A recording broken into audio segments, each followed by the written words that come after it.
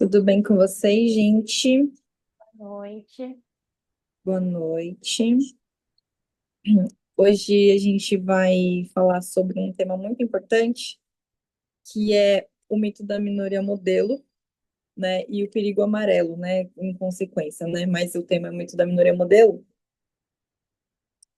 que são os temas, né, tanto o mito da minoria modelo quanto o perigo amarelo, que eu acho que é o grande demarcador das opressões que pessoas amarelas sofrem, porque são bem específicos, né? Quando a gente está falando de raça, letramento racial, a gente é, fala sobre muitas coisas em comum, né? Com outras raças minoritárias, e ao mesmo tempo a gente fala, não tem comparação, sei que é muito diferente, né?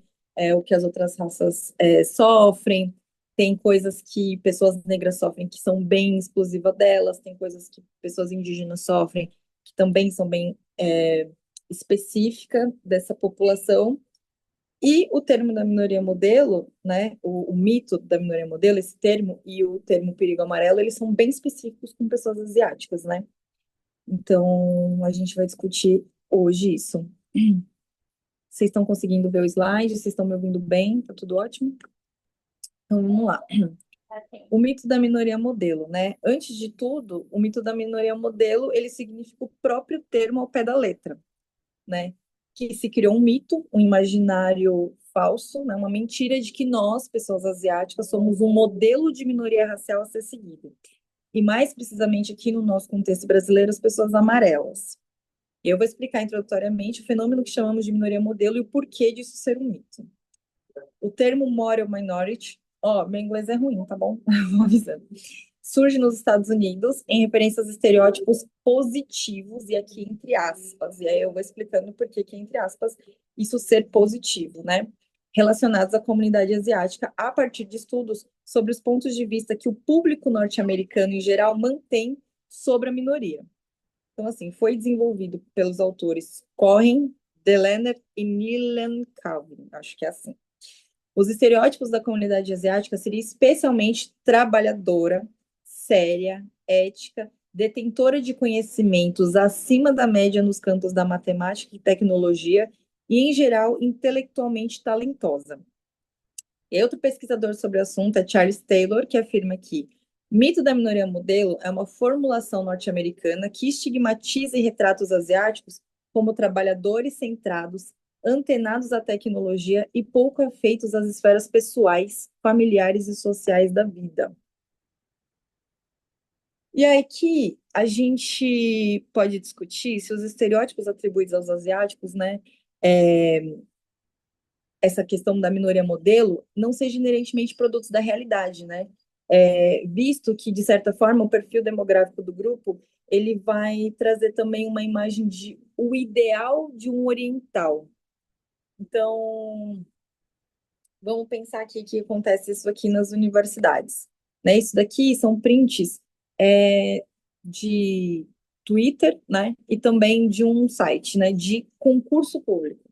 Então, esse site, ele dá dicas para uma pessoa passar em concurso público. E aí tem isso. Nunca vou me esquecer que alguns anos atrás eu fui na USP com uma amiga buscar outra amiga. E tinha uma banquinha escrito assim: quer entrar na USP, mate um japonês. Alguém comentou sobre isso ontem, se eu não me engano, no chat, né? É, mate um japonês, né? Meu coração dizia que era errado rir daquilo. Aí outra pessoa, como dizia a minha escola, Santo Agostinho, não perca a sua vez, mate um japonês, se referindo ao vestibular de 2004, 2005, 2006 e por aí vai. Aí tem vários, ó, sou do tempo do mate um japonês, garante seu lugar na faculdade, mate um japonês. Esse mito, ele acontece até hoje, tipo, você vai nas universidades ou você vai prestar um concurso, tem isso, né, para garantir uma vaga, tem que matar um japonês.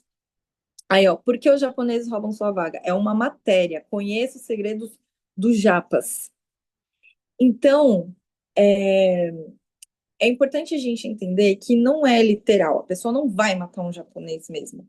Mas o quanto isso vai entrando na cabeça das pessoas e vai se tornando uma verdade, né? E aí Taylor, junto a outros pesquisadores, afirma que certas características demográficas dos asiáticos contribuíram para o desenvolvimento de tal nomenclatura, como, por exemplo, seu maior nível de escolaridade, a proporção dessa população em cargos de gerência e o maior poder aquisitivo dos asiáticos. Fatores esses que parecem descrever um grupo muito bem sucedido. E aí, a partir desse quadro, discute-se se os estereótipos atribuídos aos asiáticos sejam produtos da realidade. Taylor e Stern agregam, então, outros elementos à discussão ao alertarem sobre as consequências que essas imagens podem trazer aos indivíduos do grupo, afirmando que, enquanto à primeira vista o estereótipo de minoria modelo parece positivo ou, na pior das hipóteses, inofensivo, tal rótulo torna a minoria mais vulnerável. Tal vulnerabilidade reside no fato de que os indivíduos do grupo que não condizem com estereótipos sentem-se pressionados socialmente a moldarem sua personalidade e sua forma de interação com o mundo, chegando ao ponto de certas pessoas vivenciarem depressão, baixa autoestima ou outros distúrbios decorrentes dessa situação. A gente vai falar mais sobre isso mais para frente. Inserindo a discussão no que tange ao fato de tais estereótipos serem desenvolvidos tomando como base uma imagem uniforme de orientais, ou seja, excluindo qualquer tipo de diferenças sociais e culturais entre, por exemplo, a comunidade chinesa, coreana e japonesa, que juntas integram grande parte do que se entende como minoria asiática nos Estados Unidos e também no contexto brasileiro, se a gente for pensar, né? Principalmente pelo contexto de imigração, pelo contexto da culinária que chega, né, com mais facilidade, enfim. Ou seja, ao vislumbrar essa premissa, pode-se iniciar a discussão sobre o fato dos estereótipos de minoria modelo não serem totalmente baseados em constatações objetivas acerca da demografia do grupo categorizado, visto que, em última instância, não há verdadeiramente um único grupo a ser caracterizado. Né? Tudo isso nessas referências que eu trouxe. Então, recapitulando aqui, as experiências amarelas podem ser múltiplas aqui no Brasil, mas por mais que sejamos múltiplos e com diversas etnias diferentes, como conversamos ontem, acredito que quando se trata do nosso país, nós temos vivências de opressões muito semelhantes, porque é assim que as pessoas nos enxergam, com uma universalidade, uma coisa homogênea, né? Mas eu vou tentar explicar o fenômeno que chamamos de minoria modelo e por que isso é um mito, né? Por mais que sejamos múltiplos e com diversas etnias diferentes, como eu falei, e a gente é tratado como igual, vão ter algumas coisas que são diferentes e que é importante dentro dessa discussão a gente fazer essas interseccionalidades, né? É, Então, beleza, a gente tem situações parecidas, né, dentro das nossas etnias amarelas e tal. Então, por exemplo, pessoas descendentes de japoneses, como é meu caso, pode ter opressões e vivências, né, vivências de opressões muito parecidas com descendentes de coreanos, chineses, vietnamitas, okinawanos, enfim, aqui no Brasil. Mesmo que as nossas culturas sejam completamente diferentes. Eu acho que eu falei um pouco sobre isso ontem, né? Então, por exemplo, a nossa culinária, as nossas festas, cerimônias de casamento, cerimônias de funerais, pensamentos históricos, o que a gente entende quanto historiografia em relação àqueles países, né? É, a questão do jeito de lidar com as coisas, né? De lidar com o luto, de lidar com as relações familiares, que mais? A nossa comida, a gente tem algumas coisas parecidas, mesmo que com nomes diferentes, né? Porque uma cultura se apropria da outra também na Ásia, isso acontece. Então a gente vai ter coisas parecidas e coisas muito diferentes entre nós, e a gente sabe, né? A gente sabe quando a gente tem etnias diferentes. Eu acho que as pessoas na branquitude tá tentando entender um pouquinho, porque estão sendo importadas muitas obras, né? O K-drama, o dorama, enfim. Então, assim, a gente tem coisas muito parecidas, e por isso a gente também tem opressões muito parecidas, mas a gente tem coisas muito diferentes. Então, vamos lá. Nesse contexto Brasil, a gente pode pensar que lá na Ásia tem esses contextos de colonização, de imperialismo, das guerras e tudo mais. E a gente vai ter as nossas diferenças culturais, como eu citei todas aqui. Mas o preconceito no Brasil vai ser basicamente o mesmo. As pessoas vão falar do nosso fenótipo, as pessoas vão fazer preconceito linguístico. Então, por exemplo, não importa de que etnia que você seja, você vai ouvir pastel de flango. Então, por exemplo, pessoas japonesas, né? No Japão, não tem a fonética da letra L. Então, jamais uma pessoa japonesa falaria flango. Isso seria uma pessoa chinesa. Só que as pessoas vão falar pastel de flango também para pessoas japonesas. Abre o olho. Abre o olho é isso. Vai falar, por causa do nosso fenótipo, vai falar, abre o olho. Volte para o seu país.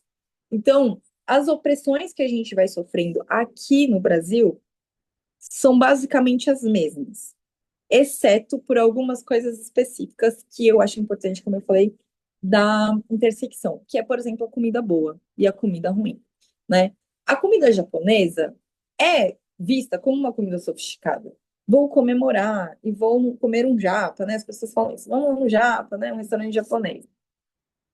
Mas a comida chinesa é vista como suja, é vista como eles comem todo tipo de animal. Tem a questão, por exemplo, do homem japonês, que sempre foi tratado como emasculado. E agora o homem coreano é visto como o homem ideal, né? Então a gente precisa entender que vão existir por questões históricas, por questões políticas. Então, mesmo que que fale que Japão é uma comida boa e na China tem comida suja e ruim, mesmo que fale que o homem japonês é emasculado, eu ouço muito que, tipo, japonês tem dente torto, japonês é sujo, japonês não gosta de tomar banho, o coreano é um homem ideal.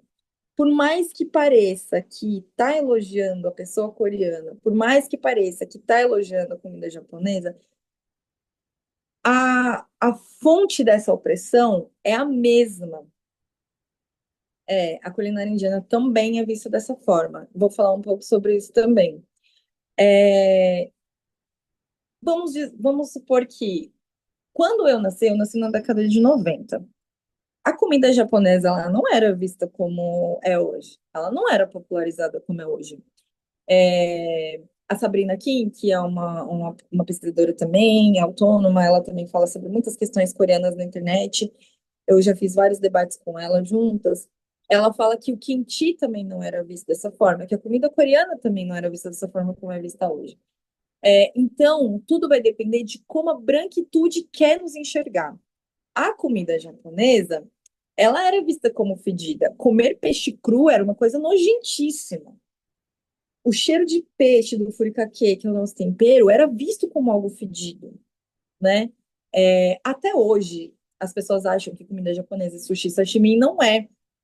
E muitas coisas do que a gente come, por exemplo, o tsukemono, que é uma conserva. Falamos juntas. Eu falei de tsukemono, parece que eu estava lendo a Thaís Letra. O tsukemono, as pessoas falam que é fedido até hoje. Então, tipo assim, é o que a branquitude quer vender que é bom. Então, a gente precisa entender também essa questão do homem amarelo. Não é mais emasculado, mas ele é fetichizado. Isso não é algo bom. Então, isso é importante a gente entender, porque parece que o mito da minoria modelo é uma coisa positiva. Eu vou citando exemplos aqui para mostrar que os elogios da branquitude não é positivo para nenhuma raça minoritária. Então, a gente precisa entender o tempo todo que o racismo existe para manter um capitalismo, né? Então, é aqui. A história do país, aí foi o que eu falei, na década de 80 e 90 não existia a história de popularizado, então existe um interesse econômico por trás disso, existe um interesse capitalista. Aí eu escrevi bem grande aqui, porque é isso, a gente precisa lembrar o tempo todo que o racismo existe para manter o capitalismo. Então, para impedir o comunismo e impulsionar o capitalismo, iniciou-se o que chamamos hoje de Cool Japan, com a questão do avanço tecnológico, exportação cultural, impulsionando a apreciação dos animes e mangás aqui no Ocidente e também o consumo gastronômico. O que hoje tem acontecido com a cultura pop coreana com o boom desses grupos, né? K-pop, os K-dramas, que chamamos de Hallyu. É assim que se pronuncia? Eu acho que sim. Como que é? Você deu que sim, eu vou... É É... Hallyu. Oi? Hallyu. Hallyu. E o Japan. Nem em inglês eu sei falar, é Japan, né? Eu falei Japan. Eu sou muito ruim em inglês também, gente. Mas é isso, né? São coisas que elas vão, por interesses culturais e por interesses capitalistas, né? Pura política mesmo, a indústria vai vender coisas para a gente que são boas que antes não eram. E aí, a Covid-19, acho que é o grande exemplo para a gente entender o que eu vou explicar depois sobre o perigo amarelo, porque foi uma coisa que aconteceu na nossa geração e aconteceu há pouco tempo, entre 2020, né, e prosseguindo durante toda a pandemia, né. A Covid-19, quando ela surgiu, apelidaram de vírus chinês. Então, as pessoas amarelas foram agredidas com tapas, soco, cuspe, empurrada no metrô, pessoas saindo de perto, pessoas com nojo, pessoas voltando a dizer volte para o seu país. Então, teve casos nos Estados Unidos que pessoas amarelas foram assassinadas, né? Que aí surgiu também o termo Stop Asian Hate lá nos Estados Unidos, né? Isso é um alerta, né? Acho que é o maior alerta dos nossos últimos tempos, dessa geração, sobre o que seria o perigo amarelo na época que ele surgiu, porque surgiu de novo esse perigo amarelo na Covid-19. Então, aí, tudo começou com o Donald Trump, né, falando que os Estados Unidos, falando, né, sobre os Estados Unidos, das indústrias e não sei o quê, e aí falou que foi afetada pelo vírus chinês, né? E ele começou a chamar, né, e começou a entrar nas trends do Twitter. A gente precisa entender o quão a internet hoje é muito poderosa, né, politicamente falando. E aí é isso, falando que o vírus era chinês e todo mundo começou a chamar a Covid-19 de perigo chinês. Então, o perigo amarelo voltou na pandemia e a falácia de sermos uma minoria modelo ficou para debaixo do tapete, né? E agora, aos poucos, estavam dizendo, né? Estão dizendo que gostam da gente de novo e aí estão apreciando a nossa cultura, principalmente a cultura coreana. E aí a gente vai percebendo um boom do fetiche por essa cultura, né? E eles vão dizer que é uma apreciação pela cultura. Aí aqui, ó. Odeio chinês, puta que pariu, tinha que ser esse filho da puta, suas bizarrices, essas coisas. A sopa de morcego pode ter disseminado o coronavírus. Enfim, foram falando várias coisas sobre a China e isso foi mostrando, foi desmascarando as pessoas mesmo, né? Esse ódio de novo pelas pessoas amarelas, né? Os caras sabem que esses animais transmitem doenças, mesmo assim comem eles. Enfim, vocês estão falando que é uma questão cultural e não é xenofobia, morcego é um bicho nojento e não sei o quê. E aí a gente precisa entender que existem documentos falando que o vírus surgiu na Europa, mas especificamente na Itália. E quem trouxe para o Brasil foi um turista que estava na Itália e trouxe o vírus para cá. Então, mesmo tendo provas que tinham amostragens mesmo do vírus na Europa, na Itália, a primeira aparição foi lá antes mesmo da China, essa notícia não foi, né, ela não foi disseminada e as pessoas continuam achando que o vírus surgiu na China e tem indícios de que foi na Europa, na Itália. Então, é isso, minoria modelo ou vírus chinês, né? As pessoas precisam aí se decidir sobre a gente. E a decisão, ela está sempre, como eu disse, em relação à política, né? Eu trouxe várias referências aqui, eu tenho muita dificuldade de mostrar aqui, né? Mas tem esse livro aqui que se chama, dá para ver? O Perigo Amarelo. Ó, eu fico com essa, eu não sei mudar essa câmera, mas enfim, eu vou mostrar, vou mandar tudo para vocês, tá? Essas referências. É o Perigo Amarelo, de Marcia Yumi Takeuchi. Ela vai falar bem sobre como as pessoas começaram a tratar as pessoas amarelas aqui no país, né? E aí, esse aqui também, Matizes do Amarelo, do Rogério Dezen, também vai dizer um pouco sobre isso, que mais ou menos como as pessoas traziam alertas para um futuro, se as pessoas se não tomarem medidas necessárias contra as pessoas amarelas. Então, as opressões, elas são construídas pela branquitude em prol dela ao longo da nossa história.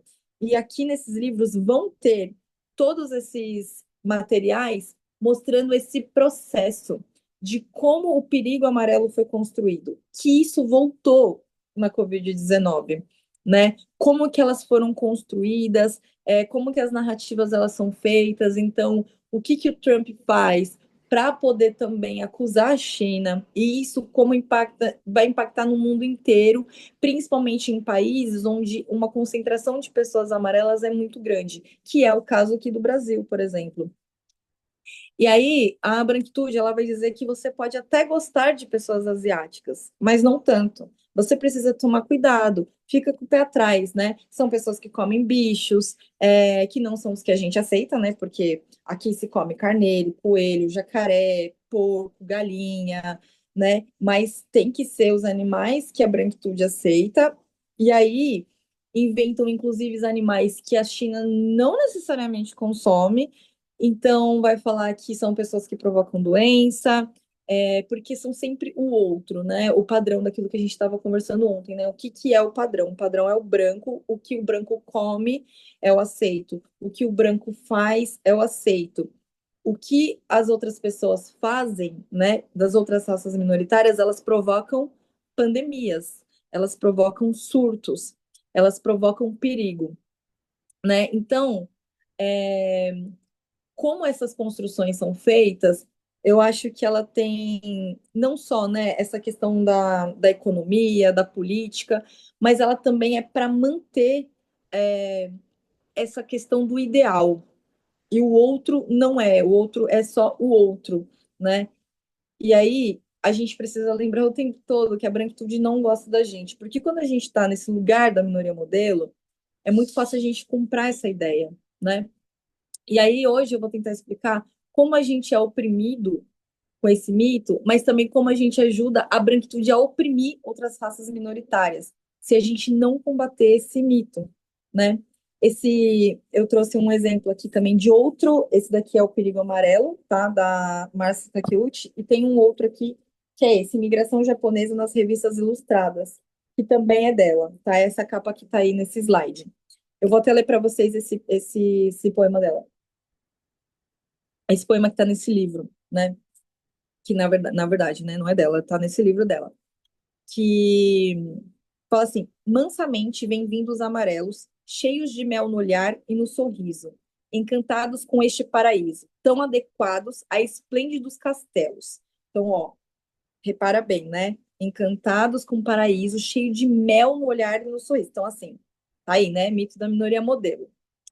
Gente tenaz, paciente de juízo, vão dando logo à terra seus desvelos e dia a dia crescem seus anseios de domínio mais amplo, mais preciso. Aí você começa a ver uma transição. Então, é uma gente tenaz, paciente de juízo, mas aí começa a falar, começa a usar a palavra domínio. Aí vem guerra à língua, combate ao cruzamento, eis o programa cômodo incruento, traçado pelos nossos amiguinhos e nós, se os olhos não escancararmos, estaremos um dia ao acordarmos comendo nosso arroz com dois pauzinhos. Então, esse livro, ele vai trazer trechos, poemas, charges, tudo como as pessoas retratavam as pessoas amarelas durante a imigração japonesa. O perigo que as pessoas começavam a inventar para que a população começasse a temer a população amarela. Então é isso. Eu gosto muito desse poema para falar nessa. Não gosto dele, óbvio, porque ele é horrível, mas eu gosto muito de trazer ele aqui, porque eu acho que ele é um exemplo perfeito do quão a gente está sempre nessa corda bamba entre o mito da minoria modelo, né? Ó, a gente é tenaz, paciente, com juízo, né? Um olhar cheio de mel, né? O sorriso também. Mas não, se você não tomar cuidado com essas pessoas, você vai estar comendo arroz com dois pauzinhos. E essa questão do mito da minoria modelo e o perigo. Oi, Deixa eu te interromper rapidinho. A imagina. Patrícia, ela levantou a mão faz um tempo, aí eu acho Ah, que tá. agora pode ser um Desculpa. bom intervalo para ela falar. Para mim não Imagina. aparece. Pode falar. Aham. Oi, Tati. Fica bastante clara a questão do capitalismo, enfim, oprimindo as demais raças. Eu queria a tua avaliação, ou pelo menos a tua reflexão, a tua análise, em respeito ao soft power, que a gente, Uhum, principalmente do coreano, que a gente está vendo agora, né? uhum, Então, você tem uma produção cultural muito forte, obviamente, também com signos muito ocidentais, as boy bands, a, as canções metade em coreano, metade em inglês, essa idolatria enfim, dos idols, né? Uhum. Isso também, também pegando do japonês também, aí uma década ou duas atrás, quando eles Uhum. também colocaram na questão cultural, né?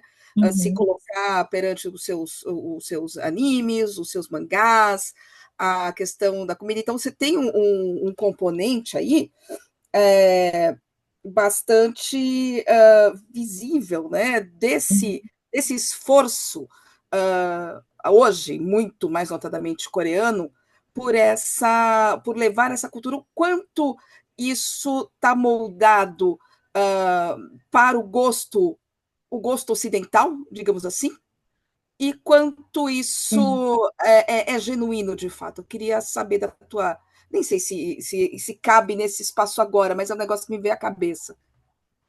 Eu não sei muito a fundo nisso, mas eu sei que foi um investimento da Coreia mesmo, né? De trazer a Coreia para o Ocidente, assim, né? Foi um investimento econômico mesmo, né? Eu acho que isso acontece não só nos Estados Unidos, mas no Brasil, né? Como que foi investido realmente para que trouxesse isso, né? Eu não conheço a cultura pop coreana, né? Não faz parte da minha linha de pesquisa, a ponto de saber, não, eles não são assim, né? As bandas coreanas. Mas, assim, eu acredito que existem vários estilos musicais, né? E a gente conhece um que vem para cá, mas com certeza, essa questão de trazer letras em inglês, isso eu sei que foi um investimento mesmo do governo para poder sim fazer um boom mundial, né? E inglês hoje é uma língua universal, assim, né? Então essas junções dos idiomas que nem você fala, sim, ele é uma coisa política, né? É um investimento, né? Agora, se como que o pop, se é genuíno ou não, eu não sei te dizer. Tem um vídeo que para mim eu gosto, né, dos vídeos do Normose, não sei se vocês conhecem. Eu amo, amo, Tem um, amo. tem um vídeo que ele fala sobre essa questão do soft power, eu acho que é mais a linha de pesquisa dele, assim. E eu acho que eu posso deixar como referência. Não é a minha linha de pesquisa sobre isso, né? O meu é mais uma questão do letramento, mais do que uma pesquisa sobre a cultura, sabe, de cada país, amarelo, enfim. Mas então são essas duas informações que eu tenho. Sei que foi um investimento mesmo do governo para poder mesmo ter um boom universal mesmo, né, para subir, para poder, enfim, né, expandir, quer dizer. E eu tenho essa referência do Normose que ele fala melhor que eu. Pode ir Maravilha, obrigada, Tati. de nada. É isso, tem mais alguém que pergunta? Gente, eu não tô vendo a mão levantada, não sei por quê. Tati, dá licença, posso fazer um comentário sobre isso? Ah, pode. Pode. É, eu acho que essa reflexão da Patrícia ela é muito, muito interessante, né? Porque sim, há um processo de uma certa massificação, posso dizer assim, né? Da cultura. E aí, eu acho que essa pergunta sua, Patrícia, tem bastante a ver com o que a gente entende, talvez, como o que que é de uma cultura de origem. Acho que a sua pergunta, se é genuíno ou não, me fez lembrar dessa outra palavra, né? O que que é que a gente entende como cultura de origem, ou cultura específica de determinada nacionalidade ou de uma determinada etnia, né? Assim, dos estudos que eu faço, né, assim, só para localizar, eu sou psicólogo de formação, né? E mais atualmente eu tenho trabalhado nessa parte da imigração, pensando nos adolescentes e como eles têm se relacionado com uma certa biculturalidade, né? É justamente nesse meio que eu faço as minhas pesquisas, né? Assim, até ouvindo os adolescentes, é muito difícil essa localização, sobretudo quando você tem pais, né, multiculturais, multirraciais, né? Então é difícil você fazer uma localização tanto geográfica mesmo, uma localização psíquica até, de como eles posicionam-se, seja eticamente, seja de uma forma cultural, até mesmo religiosa, né?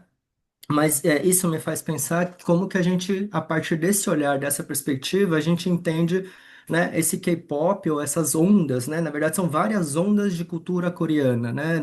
Assim, no mundo ocidental, digamos assim, né? Mas, assim, eu vejo como uma cultura de importação. Assim, é um produto. Na verdade, é um produto para ser vendido, porque tem a questão do idioma presencialmente ali, né, em inglês, e tem uma parte muito. Se a gente for ver alguns signos, né, algumas simbologias dos próprios idols, muitos deles se tratam como brancos, né? Não sei se vocês percebem a questão da maquiagem, né? Até tem uma questão de passar por uma branquitude, também tem uma questão de você, não sei se vocês já repararam, mas muitos coreanos fazem uma cirurgia nos olhos, né, para aumentar a pálpebra, né, porque a gente tem uma pálpebra um pouco mais, ele fecha um pouco mais os olhos, então muitos deles fazem, e o nome de Blefaroplastia, cirurgia, né? isso, o nome é muito engraçado, né, porque eles chamam disso de uma cirurgia de ocidentalização, Uhum. né? Uma tradução literal seria isso. Então, eu entendo como se fosse um produto mesmo de importação e eles escolhem que tipo de produtos eles vão importar, né?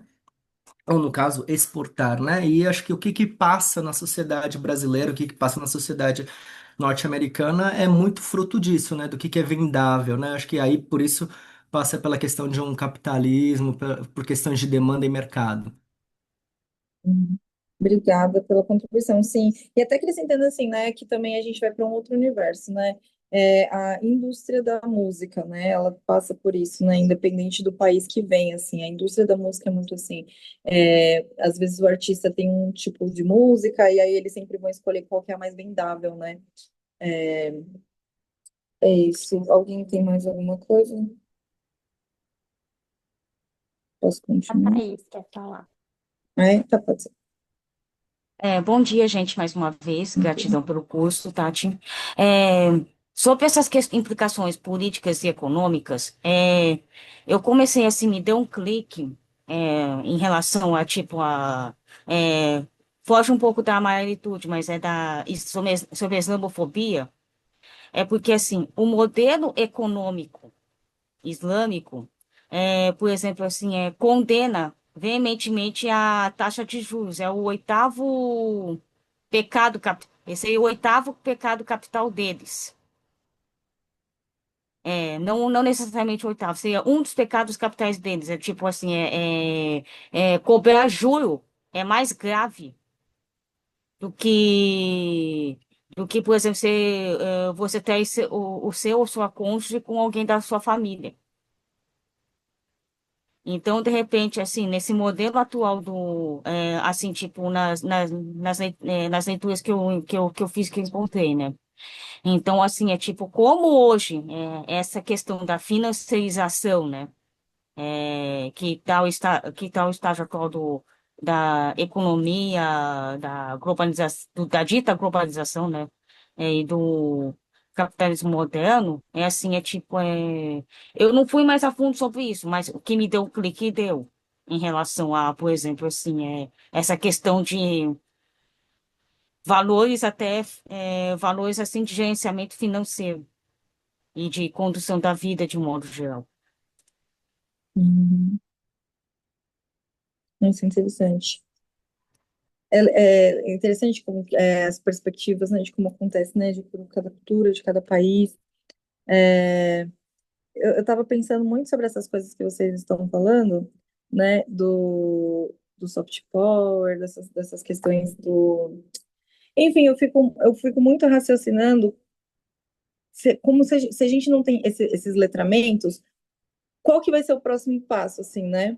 É, em que lugar a gente vai estar, né?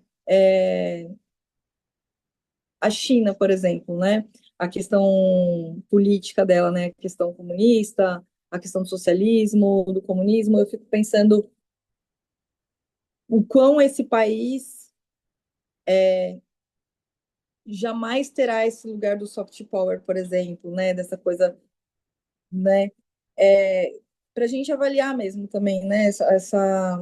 Essa questão sobre o capitalismo, sobre o comunismo, né? Que é importante a gente detectar essas diferenças, né? O Vietnã também, por exemplo, né? Não vai estar nesse cool Vietnã, assim, né? Acho que é importante para a gente começar a pensar qual que é também a estrutura política do país e em que país que essa cultura é aceita, assim, né? Alguém tem mais alguma coisa para acrescentar? Posso continuar? Tá de boa? Bom,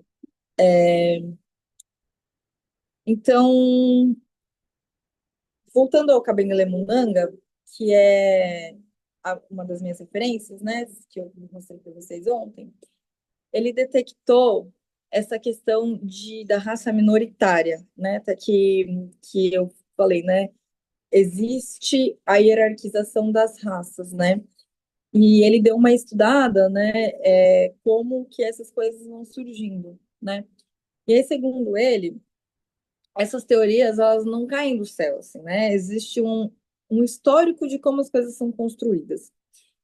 E aí ele diz que tem origens específicas, e a primeira origem documentada, pelo menos, né, segundo ele, vem da Bíblia, né? E aí é muito interessante.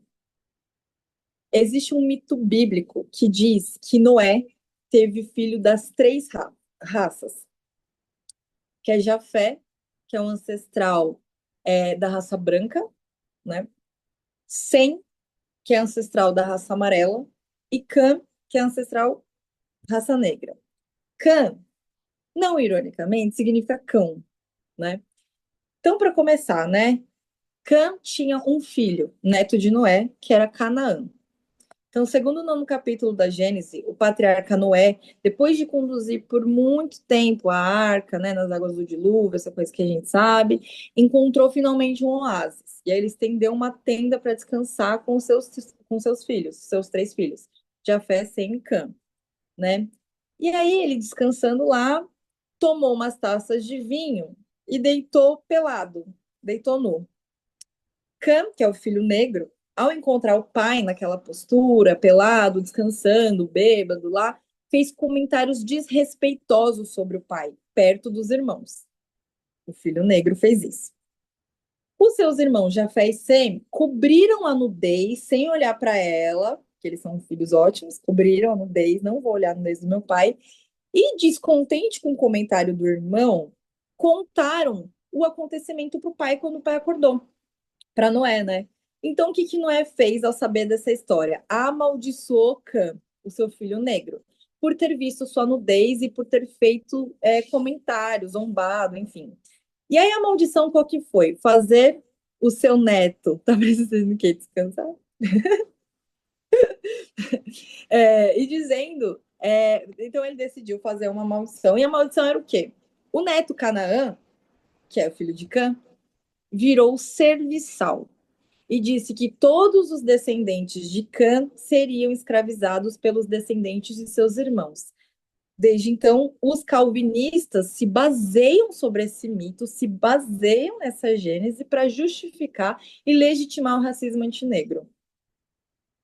Então, veja bem, essa passagem bíblica, ela também serviu para reforçar várias outras coisas, inclusive a teoria de que chineses são de origem de Sem, filho de Noé. E não só chineses, né, porque são histórias que a gente mais encontra, né, com a frequência sobre esse assunto e tal, mas a origem de todos os asiáticos. Todos os descendentes de Sem foram para a Ásia. Todos os descendentes de Jafé se originaram na Europa e de Cã na África. Mas a gente precisa muito observar que isso é uma história cristã. Muitas lendas e mitos chineses, asiáticos, né? Muitas histórias asiáticas e teorias chinesas no geral, não necessariamente vão se basear no cristianismo para contar as histórias da origem dos seus povos, né? A origem dos povos dos povos asiáticos baseado nessa teoria cristã. Eu acho que não. E aí, enfim, esse é o mito de Noé, né? Ele vai colocar novamente, percebe, as pessoas asiáticas no lugar de lealdade às pessoas brancas. Uma lealdade à branquitude, né? Num lugar antinegro, né? Corroborando aí, né, para a maldição de Noé. Então, tipo, Sem não ficou do lado de Cã, né? Ficou do lado de Jafé. Deixa eu ver aqui o comentário. Tá, das pesquisas. Então, esses fatos históricos, eles ajudam a construir o racismo, né? E a gente pensa, né, que que na Europa tem muitos países europeus, eles são cristãos, e vão se basear nisso, e vão ficar reproduzindo isso, né? Essas justificativas calvinistas, né? Então, essa é uma das documentações, né, que se tem constatado por Munanga, o Kabengele Munanga, mas é interessante perceber a construção dessa ideia de uma aliança asiática com a branquitude, que não necessariamente é real, mas que vão se criando imaginários, né, de que é assim que funciona, né? Como que a amarelitude colabora com a supremacia branca. E a minoria modelo, ser uma minoria modelo, é um desses fatores também, né? Aqui, essa imagem só que eu coloquei, que eu deixei aí, é como eram retratados também nas charges, enfim, né, as pessoas amarelas como perigosas, né? Mas antes de eu continuar falando sobre o perigo amarelo, eu queria falar sobre supremacia, né? A palavra é supremacia, né?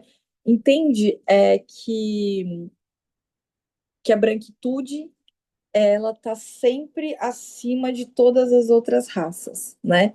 Por isso que a gente diz supremacia branca, porque ela que detém de todos os poderes, assim, né? E aí, falar de supremacia branca, às vezes a palavra supremacia a gente imagina, sei lá, não é muito difícil de acontecer, mas eu acho que é o imaginário comum, que é pessoas brancas fazendo passeatas, sei lá, pela Paulista, aqui em São Paulo, reivindicando a morte de pessoas negras. Tipo, eu não sou supremacista branca porque eu não faço isso, né? Ou a gente pensa numa coisa muito extrema, como o genocídio dos povos indígenas, que não está errado, faz parte da supremacia branca. Mas a gente também está falando, quando a gente fala de supremacia branca, a gente também está falando de ações cotidianas, né? A supremacia branca é qualquer coisa que depende do privilégio branco, através de meios sociais, econômicos, legais, culturais, materialistas, enfim. E não são só pessoas brancas que contribuem com a preservação desses privilégios, as pessoas não brancas também, né? Qualquer pessoa racializada pode contribuir ou ser usado para contribuir com a supremacia branca, né? E ser considerado uma minoria modelo, né? Comprar essa ideia também pode ser uma dessas contribuições, né? Então, sei lá, um exemplo, né? Vamos pensar. Deixa eu pensar num exemplo. Sei lá, uma pessoa branca discute no supermercado ali com um cara negro, acho que era supermercado, não sei se vocês lembram dessa história, me ajuda a refrescar essa memória, mas teve uma discussão entre um cara branco e um cara negro ali, e ali estava discutindo, ameaçou de morte, o cara branco ameaçou de morte o cara negro, e a imagem jornalística era a pessoa negra sendo presa. E a pessoa branca dando risada com um outro policial. Essa é uma imagem real que aconteceu.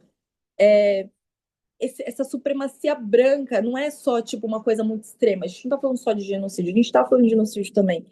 Mas a gente está falando de coisas que acontecem cotidianamente. Esse privilégio branco que acontece todos os dias, né? Cotidianamente, assim. Aí, para falar de perigo amarelo, né? Eu trouxe, na verdade, esse balanço, né? Tô fazendo o tempo todo. O mito do perigo amarelo e o mito da minoria modelo, né?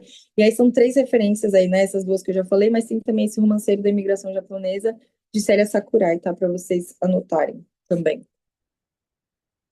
Então, o perigo amarelo. Segundo o desenho, né? A denominação foi usada pela primeira vez na Europa, pelo Kaiser Guilherme II da Alemanha, ao advertir os russos sobre a expansão nipônica pela Ásia. A ameaça da dominação do mundo moderno pelo Extremo Oriente ganhou o nome de perigo amarelo entre o final do século XIX e o começo do XX. Embora nas primeiras décadas de 1800 já houvessem obras escritas que se referiam à invasão mongol da Europa, né, no século XIII, como o maior perigo amarelo na Idade Média. Segundo o autor Shen, de Yellow Peril, né, Shen acreditava que o medo dos brancos era a tomada do controle hegemônico por nações asiáticas, que era uma coisa mais ou menos que a Marcia Takeuchi falou, né, que eu falei para vocês, vistas como inassimiláveis e retrógradas em relação ao Ocidente, e a consequente subversão de ideais tradicionais, como o liberalismo individualista e o cristianismo, que fundamentam a vida ocidental, criando uma ameaça no imaginário da população e transformando-a num slogan, né, que justifica suas políticas imperialistas no leste asiático, especialmente na China. Em outras cartas favoráveis à vitória russa, os japoneses eram frequentemente acusados de, entre aspas, haverem provocado covardemente a guerra, desleais, pérfidos, traidores, salteadores do Oriente, raça orgulhosa e semi-selvagem. Esse semi me pega muito também. Depois a gente vai falar um pouco sobre isso, né? Porque eu acho que indígenas são muito vistos como selvagem, né? E aí, semi-selvagem é uma coisa que me pega muito. Para esse menor número de eleitores que eram favoráveis à Rússia, a raça amarela deveria ser destruída, isto é, derrotada para que o perigo amarelo fosse destruído. Percebe-se, então, que entre 1903 e 1908 ocorreu a desconstrução e construção da imagem associada ao Japão e aos japoneses. O principal responsável por isso foi, não apenas no Brasil, o conflito russo-japonês, interpretado aqui como um elemento de ajuste no discurso relacionado à ideia de perigo amarelo. Com a vitória japonesa, as dúvidas que pairavam sobre o real potencial do Japão confirmaram-se, e o que era para alguns exótico tornou-se perigoso. Né? Então, a imagem do japonês do Brasil sempre foi alvo de múltiplos estereótipos, alguns dos quais já se faziam presentes antes mesmo da chegada dos primeiros imigrantes em 1908, né, como aponta o desenho. Ele afirma que a visão que se consolidou no Brasil acerca do Japão e dos japoneses sempre foi ambígua. Por vezes, o Japão era associado ao país das cerejeiras, das geishas, do exotismo, da tranquilidade búdica, enquanto em outros momentos a visão predominante era de um Japão dos samurais, militarista, né? Ou seja, o perigo amarelo que ameaçava o Ocidente cristão. Então, aqui, desenho afirma que os partidários da imigração afirmavam que os japoneses eram trabalhadores ordeiros, obedientes, organizados, econômicos, enquanto que o grupo oposto, baseado em argumentos racialistas, considerava os japoneses como inassimiláveis, sorrateiros, traiçoeiros, um perigo amarelo, além da acusação de que os nipônicos roubavam os empregos dos trabalhadores nacionais por sujeitarem-se a qualquer trabalho e salário. Bem, hoje a gente vê um pouco isso com a população coreana, né, que é isso, né, obediente, organizado, econômico. Nossa, gente, o que eu vejo na internet de falar, ai, meu marido coreano, ele economiza muito, olha como ele é organizado, nossa, como ele é carinhoso, e aí vai, né, vai se tendo esse também, e ao mesmo tempo essa coisa dos trabalhadores, né, que se sujeitam a qualquer trabalho e salário, hoje visto com os chineses. E nisso, os próprios japoneses, eles estavam nessa época com pessoas e pessoas do poder, né? Estavam entre assim, sim, minoria modelo, não, perigo amarelo, sabe? A expressão perigo amarelo, que passa a ser muito utilizada a partir da década de 20, toma maiores proporções, pois temia-se que os imigrantes japoneses tomassem o poder e a soberania nacional. Na fala de Miguel Couto, descrito no livro da Márcia Takeuchi, que eu mostrei para vocês, demonstra a preocupação dos políticos naquele período. Não se trata, porém, repito, de imigração. Trata-se da própria existência nacional. Se não se acautelar em tempo e por todos os modos, o Brasil, dentro em pouco, será uma possessão japonesa, que é tipo o quê? Vai se tornar o quê? Vai todo mundo comer de pauzinho. É isso. Tanto poetas quanto políticos estavam falando sobre isso nessa época. A repulsa aos chineses tem sua representação mais significativa no uso da expressão perigo amarelo, né? Como eu falei e tenho falado aqui no decorrer da aula. Ela vai ser associada também nesse período a uma suposta inferioridade racial, uma definição que inclui especulações acerca dos protensos riscos da mistura racial entre cules, que é o que eu falei ontem para vocês, né, dos escravos chineses, homens que viriam sem família, e mulheres negras e mestiças. Os japoneses tiveram com a nacionalização forçada a partir de 1938 o fechamento de jornais, escolas e associações através desses mecanismos, né? O discurso antinipônico e a mentalidade xenófoba e racista repercutiram no imaginário político brasileiro nos anos 20 e 40, com o ataque japonês, né, à base norte-americana de Pearl Harbor, em 7 de dezembro de 41. As suspeitas em torno do fim político da colonização japonesa no Brasil foram confirmadas.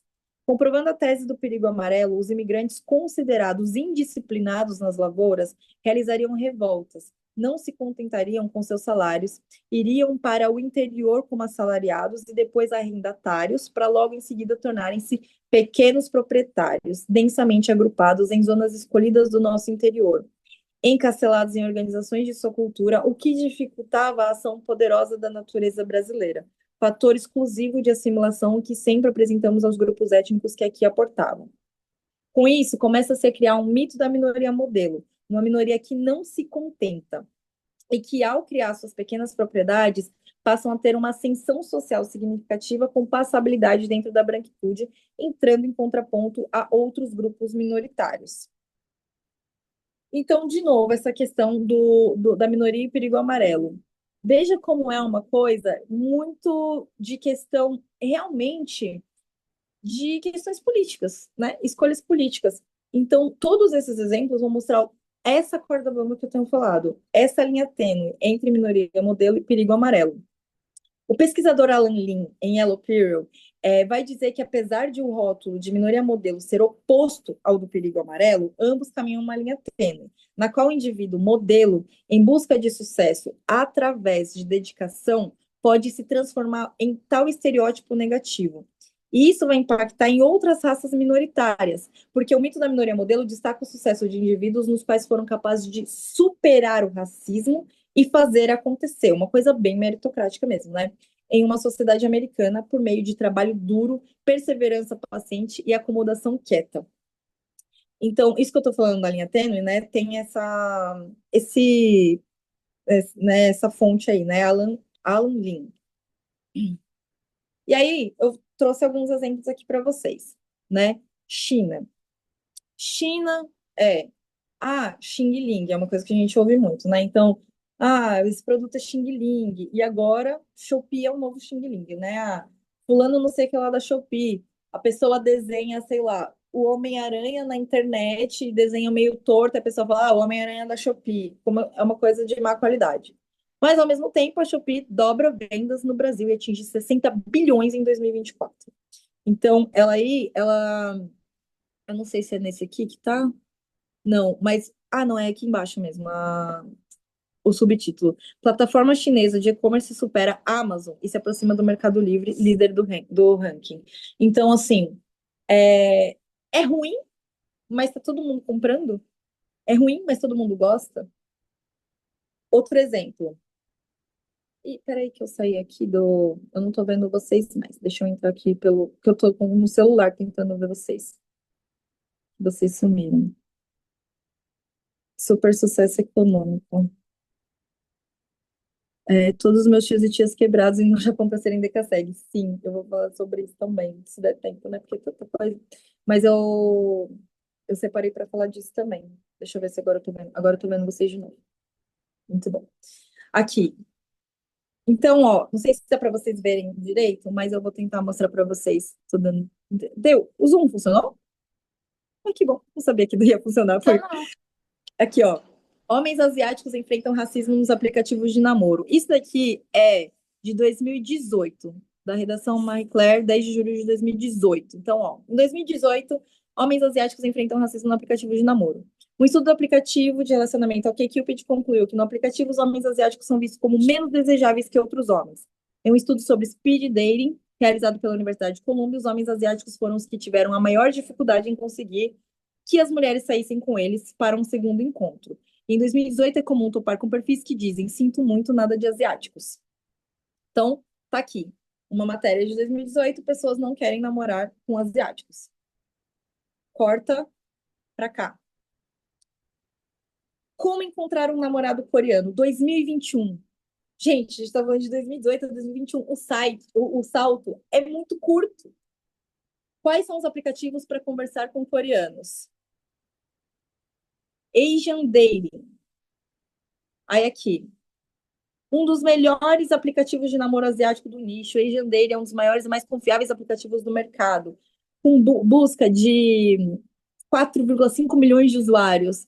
Gente, tipo, as pessoas fizeram passo a passo no YouTube como conquistar um namorado coreano. Aplicativos para encontrar namorados asiáticos. A gente está falando, gente, de tipo pouquíssimos anos. Isso daqui, para mim, é muito sintomático dessa linha tênue que a gente está falando, né? Entre o que é perigo amarelo e o que é minoria modelo. E aí, eu acho que essa imagem, né, é muito sintomático, assim, enquanto nós não somos pessoas bem-vindas, né? Nós não somos bem-vindos pela branquitude. Eu acho que essa imagem ela é muito emblemática. Por mais que as pessoas queiram agora casar com pessoas coreanas, por mais que as pessoas comprem produtos chineses, é uma linha muito tênue entre nós não somos bem-vindos pela branquitude. E eu acho que é muito importante lembrar disso. Aqui a história bíblica que eu contei para vocês antes. E aqui eu quero falar para vocês sobre esse caso. Gomlung-vil Rice. Esse caso, para mim, é muito importante como exemplo para a gente entender o lugar das pessoas amarelas dentro da branquitude, que não é bem-vinda, e ao mesmo tempo ajuda ali a manter um racismo contra pessoas negras. Esse caso aconteceu em 1927 nos Estados Unidos. Então, aqui, havia uma segregação legal entre escolas brancas e escolas de cor, né, como eles chamavam. Então, Gong Lun era pai de Martha Lun, uma menina que nasceu nos Estados Unidos, descendente de chineses. Quando ela tinha 9 anos, a Marta foi no primeiro dia de aula numa escola totalmente branca, uma escola integral. E quando chegou na metade do dia, o superintendente, agindo sob uma ordem emitida pelo conselho de administrativo, avisou a menina que ela não tinha mais permissão para voltar para a escola, porque ela tinha ascendência chinesa. Então, ela não era membro da raça branca ou caucasiana. Então, o pai da Marta entrou numa ação contra a escola. Um tribunal estadual ficou a favor do pai da Marta e orientou os funcionários do colégio a readmitir a filha, porque o tribunal sustentava que Marta não deveria ter sido classificada como uma pessoa de cor. Pessoa de cor, porque é lá que nos Estados Unidos falam, né? Todos os livros que vão falar sobre isso é people of color, que as pessoas falam, né? Que são pessoas não brancas. Por isso que eu tô falando pessoa de cor aqui, né? E aí veio a Suprema Corte do Mississippi e reverteu a situação, citando a Constituição Estadual que exigia escolas separadas para estudantes brancos e pessoas de cor. E a Marta era sim uma pessoa de cor, ela era, entre aspas, mongol ou amarela, e não poderia jamais ser considerada branca. E aí virou ela é branca, ela pode estar numa escola branca porque ela é branca sim, ou ela é uma pessoa de cor, começou isso. Só que assim, isso aconteceu em 1927. Então, a Marta já tinha 9 anos, né? Então, assim, ela tinha 9 anos lá nos Estados Unidos, né? Ela já tinha estudado em outras escolas para pessoas brancas, né? Ela já estava com 9 anos. Mas o que acontece? Em 1924, aconteceu a aprovação da lei de imigração. E com isso teve um aumento no que chamamos de sentimento anti-asiático e sentimento anti-chinês nos Estados Unidos. E aí houve uma repressão racial que a Marta sofreu, né? Isso foi uma repressão racial, né? Que inclusive na época algumas pessoas chamavam pessoas amarelas de quase negras. Mas por outro lado, qual que é o problema dela estudar em outro tipo de escola então? Era também por um motivo racista. O pai da Marta também não queria que ela mudasse de escola. O pai da Marta queria que ela continuasse estudando em escola de pessoas brancas, né? Tanto que a Suprema Corte alegou que a qualidade de ensino era a mesma. Assim, convenhamos, né? Eu não sei se é verdade, né? Mas dizia que a infraestrutura e acessos eram iguais, apenas era separado por raça. Eu duvido que esses fatores fossem iguais mesmo, né? Mas vamos fingir que sim, vamos acreditar, mas vamos analisar a situação do pai da Marta. As pessoas asiáticas, mais especificamente chinesas, nesse contexto histórico, elas alegavam que não deveriam frequentar essas escolas com alunos negros, e sim frequentar as escolas para pessoas brancas. Mas isso não é uma ideia que veio do nada, uma concepção gratuita das pessoas amarelas, um racismo gratuito das pessoas amarelas, né? Mas era porque os brancos argumentavam essa segregação, dizendo que pessoas negras eram perigosas. Então as pessoas brancas botavam medo para justificar esse separatismo. E isso era legalizado, isso era lei. Então meio que a lei comprovava esse argumento das pessoas brancas. E a lógica era: se os brancos têm direito à proteção contra uma raça perigosa, então é injusto e discriminatório expor os meus filhos, expor as crianças amarelas a um perigo que a raça dominante reconhece e é reconhecido pelo Estado. Então aí a gente começa a entender na prática essa linha racial bem tênue de ser tanto oprimido quanto opressor, né? De tanto sofrer. A filha dele estava sofrendo racismo e ele estava sendo racista. Entende? Então, assim, esse lado de tanto ser oprimido quanto opressor é um exemplo prático, histórico, de que pessoas amarelas estão nessa corda bamba, né? Sem tirar a responsabilidade das pessoas amarelas aqui, né? Nesse caso, é também para a gente se responsabilizar de que lado nessa luta antirracista a gente escolhe, né? O limbo que a gente vive, né, feito de uma maneira organizada pela branquitude, a gente precisa sair dela. A gente precisa sair desse limbo, né? A gente precisa ter o letramento racial para sair dessa corda bamba. Porque eles queriam viver como brancos, mas eles não eram considerados brancos, eles não eram tratados como brancos. A Marta tinha sido expulsa da escola, né? Então, essas práticas, né, elas acabam virando uma ação de um grupo racial não branco, né, sustentando a supremacia branca, mas sem nunca fazer parte dela.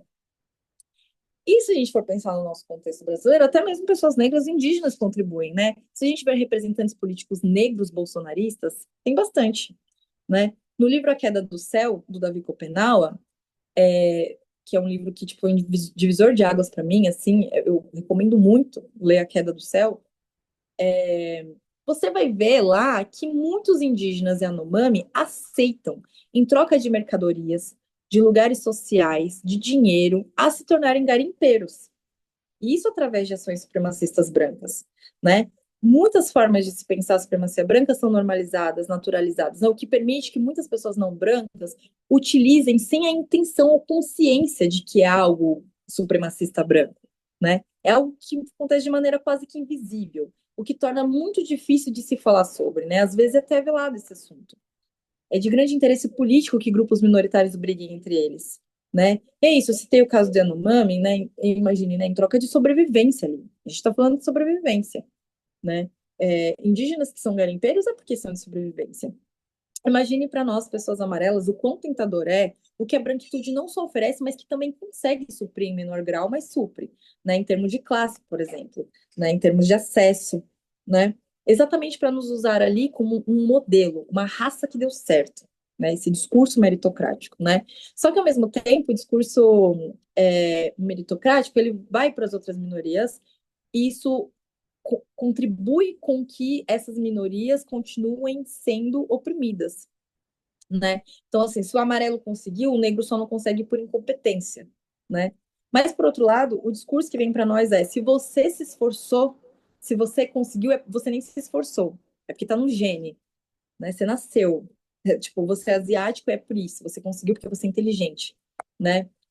O asiático sendo de outro planeta, o asiático não humanizado, né? Então, essa coisa de minoria modelo, no começo parece que não é um problema, né? Não é um problema você ter facilidade em conseguir as coisas, não é um problema você ser uma comunidade que inspire outras, né? Inspirar, que são bonitas, né? Mas é por isso que, por ser tão difícil de falar isso, quando a gente briga, parece que a gente está reclamando de barriga cheia, né? Quando a gente está falando que o mito da minoria modelo é ruim, parece que a gente está reclamando de barriga cheia, né?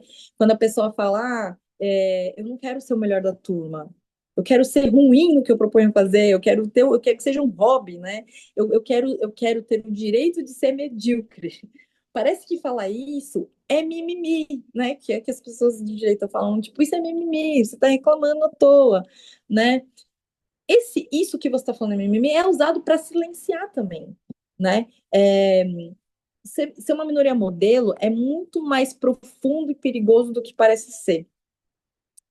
E esse termo, alguém tem alguma dúvida até aí antes de eu ir para o conceito do termo? Alguém quer falar alguma coisa? Porque eu não estou vendo as mãos levantadas, então tá ok? Tá, vou falar sobre o termo. Ele surgiu em 66, é super recente, que surgiu num artigo no The New York Times, de um sociólogo chamado William Peterson. Ele escreveu para traçar um perfil de sucesso socioeconômico dos nipo-americanos com uma coleção de estereótipos, com um grupo minoritário ideal aos olhos da supremacia branca. Como pessoas de sucesso econômico, acadêmico, serenidade político-social, isso são palavras desse artigo, tá? Com forte ética do trabalho, domínio em matemática, ciências, educação familiar rigorosa e precisa. E ele vai usar esse termo que pessoas nipo-americanas são minoria modelo, a partir da visão de que ele tinha sobre o sucesso dos asiáticos americanos, em contraste com o que ele chamava de minorias problemáticas, que seriam, né, as pessoas negras. Ou também lá, que sofrem muitas pessoas imigrantes latinas, né? Também sofrem muito lá nos Estados Unidos. E aí, ele vai descrevendo isso, e a gente vai começando a entender como que as diferenças entre Ásia e África são vistas, né? O povo asiático é um povo inteligente, que trabalha bem, de harmonia mística, sabedoria espiritual, com avanços tecnológicos, pessoas dóceis, né? Que trabalha duro. São estereótipos positivos, se a gente for ver, né? Positivos. E a África é um lugar de gente suja, preguiçosa, selvagem, agressiva. Indígenas também são vistos como selvagens e agressivos, né? Aqui no nosso país, né?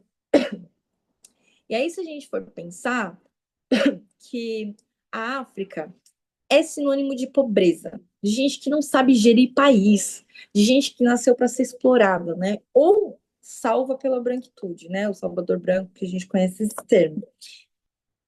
Mas aí, se você pegar um lugar na Ásia, como a Índia, que eu acho que falaram isso, né? E eu falei que vai falar sobre isso, que é um povo marrom, então ele tem uma pele mais escura, aos poucos também a branquitude começa a transpor esse racismo, que é bem semelhante, né?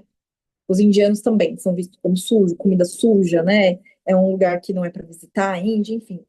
Em todas essas partes onde a branquitude não está inserida, ela vai tratar outras raças minoritárias como o outro. E aí vai estereotipar como pode para se manter no poder.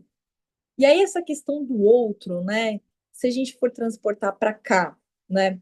Como que as pessoas negras são vistas? Né? Porque aqui a gente estava falando o conceito África e Ásia. Mas como que as pessoas negras aqui são vistas?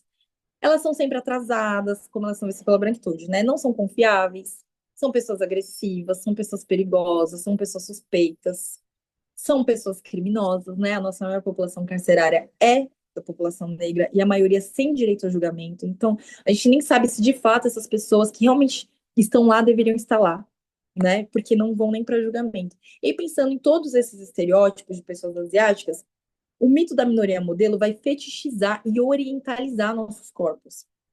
Por isso, gente, esse é um ponto importante para todo mundo anotar. A gente não usa mais o termo oriental.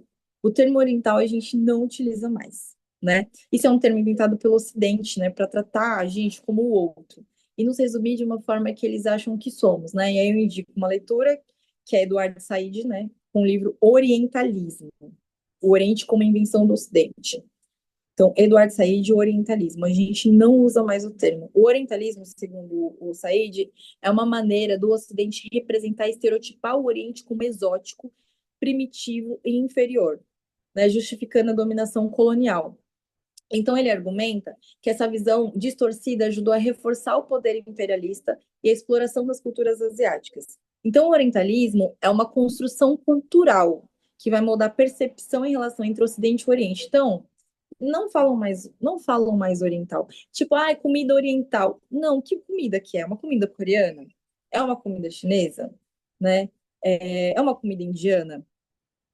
Vestimento oriental. O que é vestimento oriental? E quando for falar de uma pessoa, prefira isso, asiático, marrom, ou uma pessoa asiática, ou uma pessoa amarela.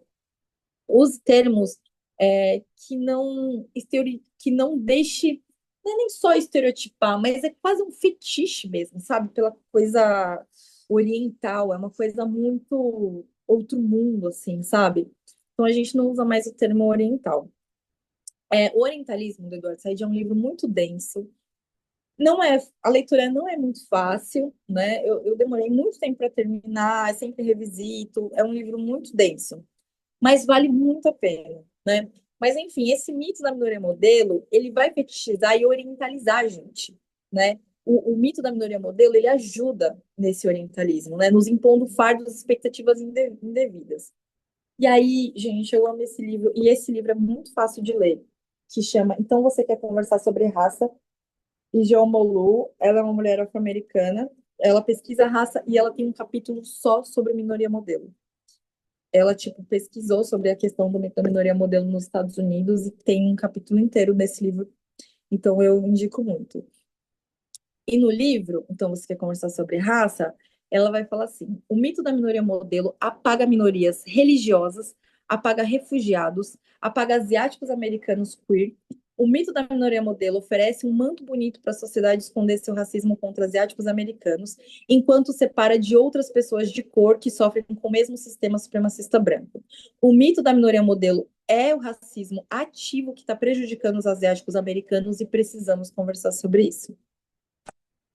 E os exemplos que ela traz aqui no livro não diferem muito daqui, né, no contexto do nosso país. Então, o mito da minoria modelo, ele vai impor preconceito e cria um apagamento histórico muito grande. Porque essa coisa de que somos um modelo a ser seguido nos obriga a seguir muito mais do que as outras raças, porque é imposto que a gente é assim. Então, somos obrigados a tentar ser desse jeito. Então, esse modelo não são só as outras raças que são obrigadas a seguir para conseguir, a gente também. É imposto que seja desse jeito. Nós somos um modelo criado pela branquitude e isso causa depressão, silenciamento, autoestima baixa, pressão e problemas familiares. Taxa de homens amarelos alcoólatras é muito grande aqui no nosso país, por exemplo, também. Então, todas essas consequências, né, que eu coloquei agora aí, e que eu falei, não tem como ser positivo. Então, quando a gente fala que ser minoria modelo parece algo positivo, não traz consequências positivas para as pessoas amarelas, né? E aí tem uma questão também das mulheres que se vendeu uma imagem da mulher que é prostituta, a questão da geisha, né? O que é ser uma mulher japonesa em geral. Então, aqui nesse livro, deixa eu ver como que a gente está em tempo. 8 e 14. Bom, vou tentar ler aqui para vocês um da Márcia Pacchiuti.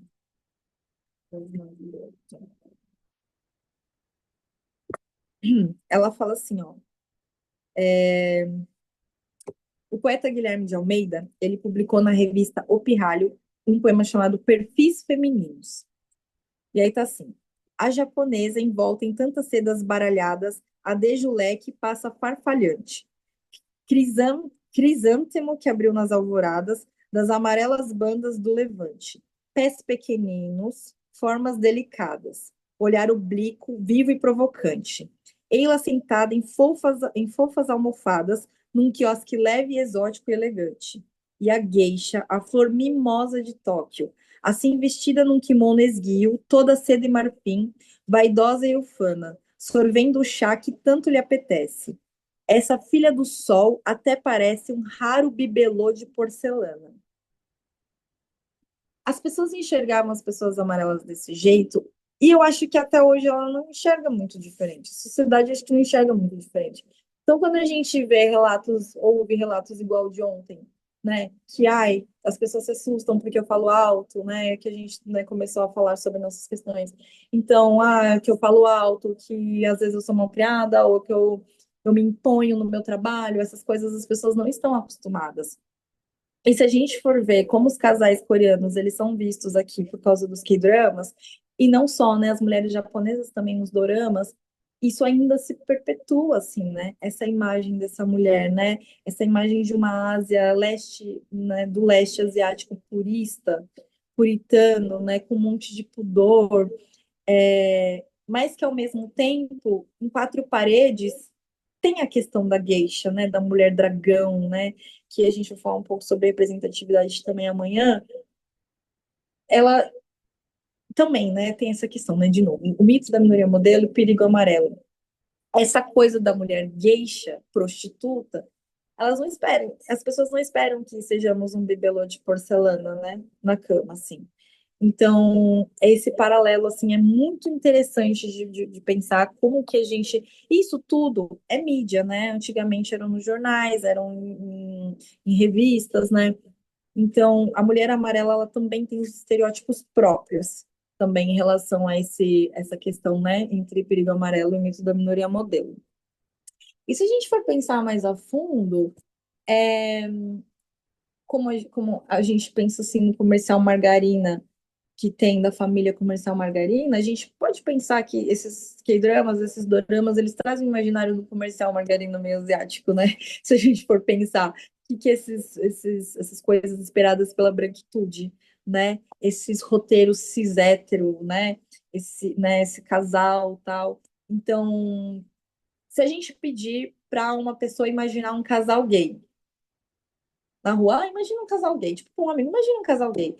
Nenhuma pessoa não amarela, eu tenho 99,99% de palpite que nenhuma pessoa não amarela vai imaginar um casal de homens amarelos. Assim, eu duvido.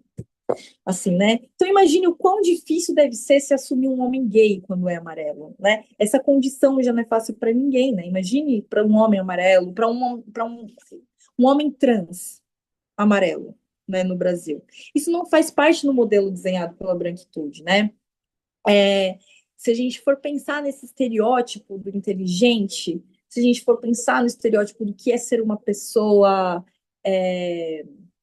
esses estereótipos do certinho, esse estereótipo do que é uma pessoa ideal, ser gay, ser pessoa trans, ser LGBT não é uma pessoa ideal. E aí imagine uma pessoa amarela ser LGBTQIA+, deve ser muito... A gente não faz esses recortes de raça amarela quando a gente está falando de questão LGBT, né? Você tem um modelo ali a ser seguido que é muito opressor, essa coisa da minoria modelo. Então, você ser uma pessoa LGBT amarela é uma interseccionalidade que precisa ser discutida, né? E eu acho que isso não é discutido na comunidade LGBT, né? E aí, esse recorte de classe é muito importante, né? E aí, você não pode nunca ser um fracasso se você faz parte de uma comunidade que tem que ser uma minoria modelo. Você não pode tirar nota ruim na escola, você não pode ser demitido, você não pode errar, você tem que ser perfeccionista, né? Você tem que ser referência na sua área, né? E aí eu fico pensando assim, o quão esses elogios, e a gente não tem a questão estatística, como eu falei do IBGE, a gente não tem noção do quanto essas coisas afetam nessas interseccionalidades, né? Alguém falou alguma coisa? Eu vi que subiu, mas não deu tempo de eu ler. Deixa eu ver. Ah, o próprio preconceito da sociedade japonesa, que é muito opressora. Sim, é o que eu falo. A própria comunidade amarela, ela compra esse modelo que precisa ser seguido, né? Porque precisa ser encaixado na sociedade, né? Porque, mais ou menos que a gente estava falando ontem também sobre os nossos nomes, né? Tem um estudo aqui da Geomolô, tá? Ela que aponta nesse livro, tá? Um estudo nos Estados Unidos, pelo censo, calma aí, que são duas coisas aqui. Isso, tá certo, pelo censo aqui. O escritor Jeff Young escreveu numa coluna para a CNN que 63% dos homens asiáticos se sentem estagnados em seus trabalhos, sem perspectiva de crescimento, e que enquanto os asiáticos apresentam 35 a 60% da força de trabalho de tecnologia em empresas como Google e Facebook, e eles têm menos da metade da probabilidade de ocuparem a cadeira de gerenciamento no setor de tecnologia do que os seus colegas brancos. Tem um estudo feito nos Estados Unidos, no censo de 2009, que afirmava que menos de 15% dos diplomados asiáticos americanos se especializavam em artes e humanidades, menos do que qualquer outro grupo racial étnico do país. A Geomolu acredita que o estereótipo de que os asiáticos americanos sejam bons somente em matemática e engenharia desencoraja os jovens a estudarem arte. Então, esse estudo aqui, né, por mais que seja do Jeff Young, ele é uma das fontes, né, da Geomolu para falar sobre isso. E aqui no Brasil, eu acredito que não seja muito diferente, né? Como disse, né, as estatísticas são imprecisas, né? Mas como esse estereótipo é muito comum, eu acho que também acontece muito, assim, né? Eu conheço muitas pessoas amarelas que falam, não, eu segui na engenharia por conta da minha família, por conta, né? Mas eu queria fazer outra coisa, medicina, acho que é muito comum, assim, né? É, as famílias de jovens asiáticos brasileiros, né, tendem, por conta de várias opressões sofridas no passado, por serem imigrantes, a forçarem seus filhos a ter uma carreira esperada pela branquitude, né? Porque acho que o sentimento de não pertencimento no país é muito grande, como a gente estava falando ontem, né? Então a gente precisa ter um emprego importante, né? Porque a gente sabe como o campo das artes aqui no Brasil é precária, negligenciada, né? A cultura no nosso país não é investida, então não é um campo de profissão de honra. Pelo menos nas famílias japonesas, a palavra honra é muito forte. Eu odeio essa palavra. Porque é isso, né? Só que se a gente for ver, a arte é uma parte fundamental para a construção cultural e social, né? E até política, né? De uma nação, de um país, enfim. Mas se a gente faz parte desses lugares, a gente também não é reconhecido, né? Eu sou do campo da arte, né? Então a gente não sabe qual que é a história da arte do país através de uma pessoa asiática. Eu acho que no máximo, assim, as pessoas conhecem Tomi Otaki, assim. Mas quais pessoas amarelas, artistas, fazem parte da história brasileira? Não tem artistas coreanos, não tem artistas vietnamitas, não tem. Não, é só o Tomi Otaki, eu acho que as pessoas conhecem. E quem que está fazendo a história da arte do país? Né? A gente sofre apagamento histórico, né? A gente não sabe em que lugar as pessoas artistas estão inseridas na arte, né? Na história da arte brasileira, né? Ou na história da política mesmo, né? As pessoas aqui só conhecem Kim Kataguiri, né? Que é um serviço, né? É, infelizmente. Mas muitas pessoas não sabem, por exemplo, que quem fundou o PT junto ao Lula foi uma pessoa amarela, o Luiz Gusquem. Né? Independente de gostar do partido ou não, independente se a pessoa gosta do PT ou não, o PT é um dos maiores partidos políticos do país. Eu acho que as pessoas deveriam conhecer quem fundou o PT. E uma dessas pessoas foi uma pessoa amarela. Tipo, faz parte da história política do país, né? Com isso, a gente vai tendo menos representatividade dos lugares, porque as artes, né, principalmente inseridas nas mídias, né, e a política, são lugares extremamente necessários para se ter representatividade e construir narrativa, para quebrar estereótipo e fazer história, né? A Bell Hooks, no livro Olhares Negros, Raça e Representação. Esse livro é ótimo. Ela vai destrinchar muito sobre esse assunto, né? Sobre os lugares que precisamos estar para, de fato, representar ou ser representado, né? E apesar das pessoas asiáticas terem esse estereótipo de inteligência e de competência, elas não estão na história. Elas não são referências. Não é contraditório, né? E aí elas podem até ter oportunidade de emprego, mas dificilmente atingem cargos de gerenciamento de liderança, principalmente as mulheres asiáticas. Se você for em eventos de grandes empreendedores, empreendedoras, aqui em São Paulo tem várias feiras de empreendedorismo, várias feiras de várias coisas, né?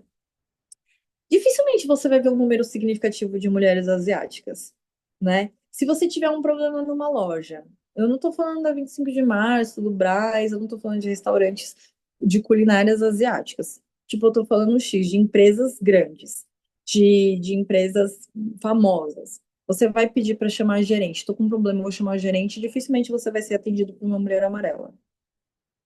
Ou até por uma mulher marrom, asiática marrom.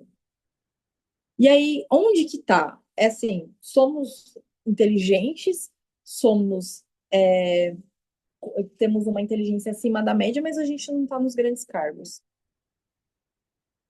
Filme Estrelas Além do Tempo, 3 astrônomas negros que contribuíram em diversos projetos espaciais foram invisibilizados. Nossa, eu não assisti esse filme.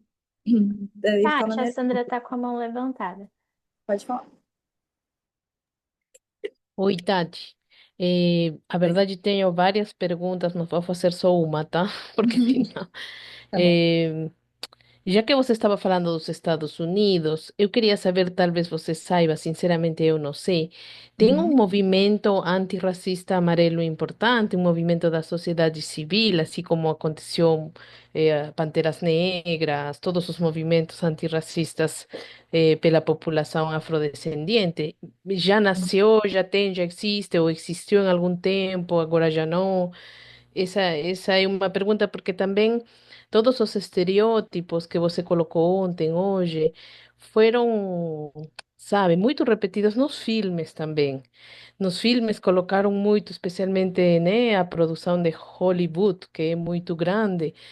Os próprios atores descendentes de asiáticos ou asiáticos, não sei, você falou que não era bom a palavra oriental. Então, não isso. sei se estou falando certo. Sim, asiático. Uhum, Sim, todos estamos aqui aprendendo, né? uhum, Os próprios atores e atrizes se prestam para esse papel do intelectual, ou do dono do restaurante de comida chinesa, uhum. ou do dono de supermercado, né? Assim, todos.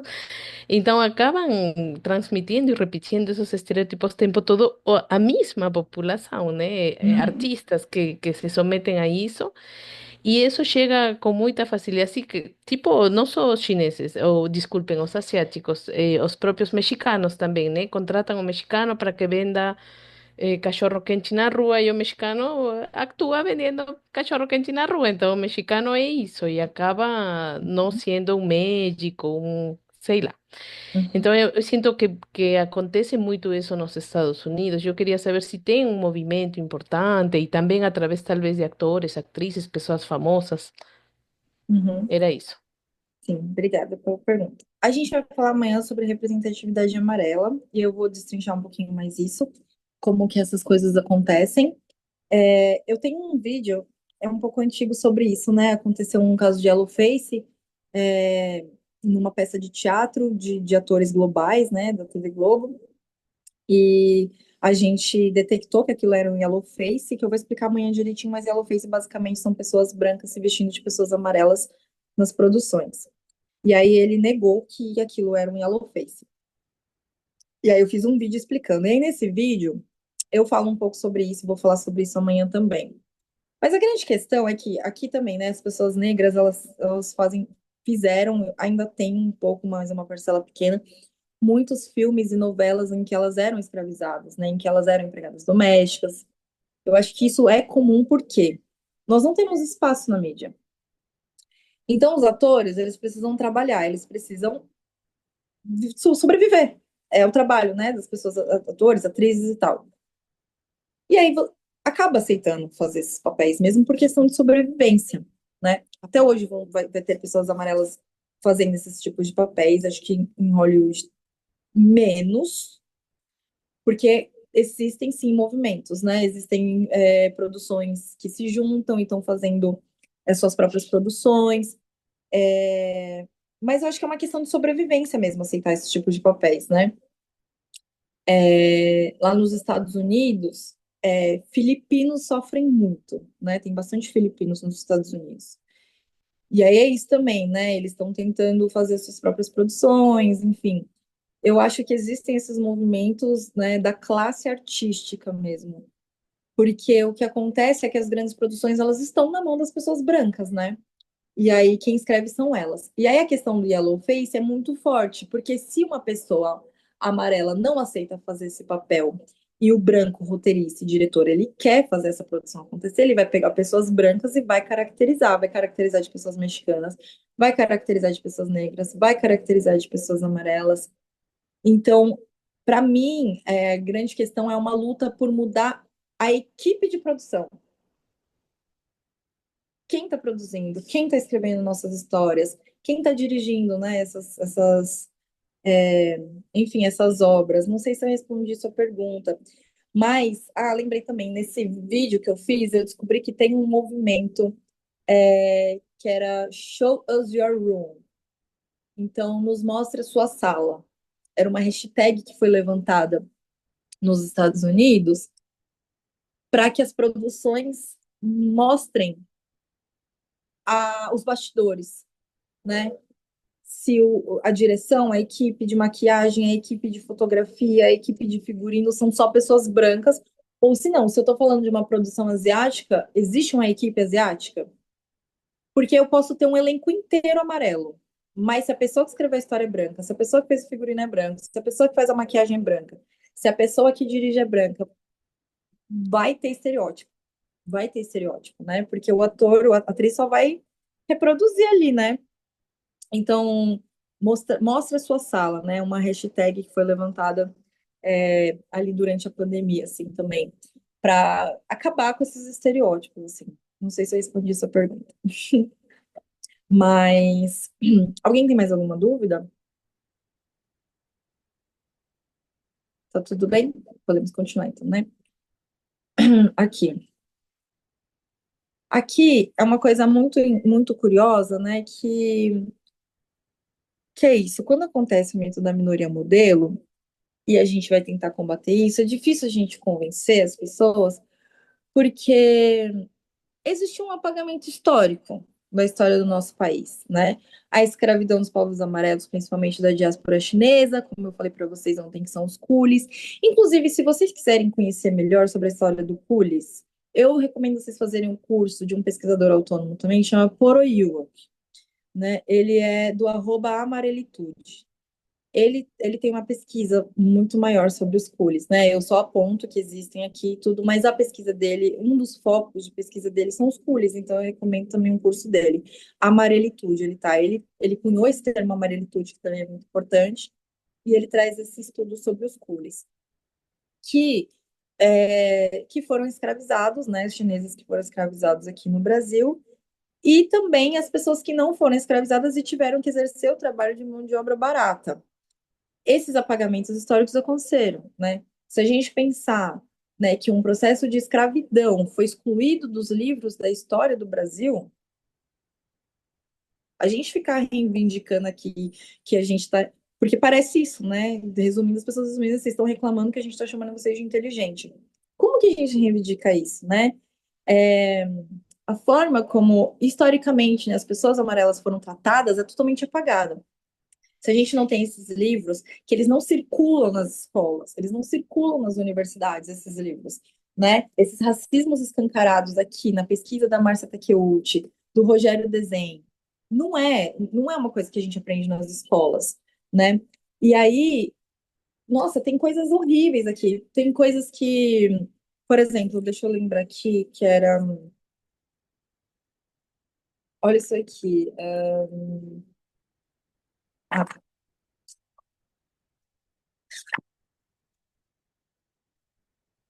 ó, aqui tá falando sobre algumas coisas de algumas revistas, né? Que era aqui, Careta, Rio de Janeiro.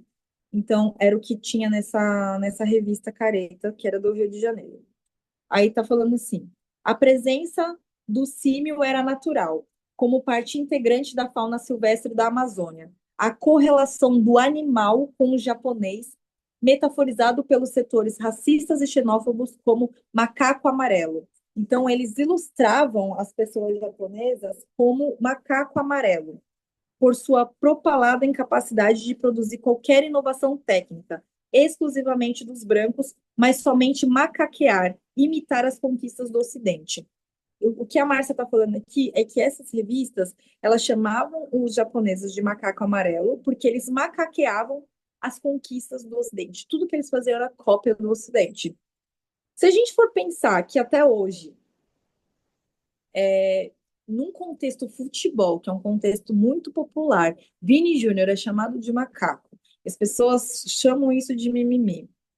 Imagine essa questão da gente falar assim, olha, chamava a gente de macaco amarelo. Porque sim, é uma associação à população negra. A gente, para a branquitude, a gente está mais próximo do negro do que deles. E aí sim, a gente era chamado de macaco amarelo também aqui no Brasil. Isso é histórico. Como que a gente vai conseguir reivindicar essas coisas? E aí a gente vê para um país, um jornal como é o País, que é considerado um jornal progressista, com um título desse, 16 motivos para pensar que efetivamente os japoneses são de Marte. Essas comparações do alienígena, do macaco, essas coisas do outro planeta, que a gente é de outro planeta, aqui ó, um destino turístico que não parece deste mundo. A gente não é humanizado, mas como que a gente vai conseguir reivindicar isso? É muito difícil. Se a gente pensar que existiram campos de concentração para pessoas amarelas no Brasil na era Vargas, durante a Segunda Guerra Mundial, e isso não é falado em nenhum lugar, isso não conta em nenhum lugar da história da ditadura do país, né? Eu indico para vocês pesquisarem Tomé Açu, no Pará, que era um desses campos de concentração. Essas coisas a gente, todas as histórias que a gente aprende sobre a ditadura é só tipo, eu ainda estou aqui, entendeu? O filme ainda estou aqui. É só a história de que do que as pessoas brancas, intelectuais e artistas sofreram. O exílio do Chico Buarque. É isso que a gente aprende na escola. Isso tudo é apagado da nossa história, as nossas coisas. Então, como que a gente pode acreditar numa falácia de que a minoria, que é uma minoria que ascendeu? Por isso que a gente chama de mito também. Não dá para acreditar nessa falácia, né? Quando a gente fala de pessoas asiáticas, né? De novo, eu já falei, a gente está falando de um povo de mais de 50 países. E aqui no Brasil tem crescido muito o número de imigrantes de diversas etnias asiáticas, né? A gente não está mais. Isso daqui é histórico, porque sim, Pessoas chinesas sofreram a questão da escravidão e pessoas japonesas sofreram a repressão da ditadura com campos de concentração. Mas hoje existem diversas etnias asiáticas, diversos povos asiáticos aqui no Brasil.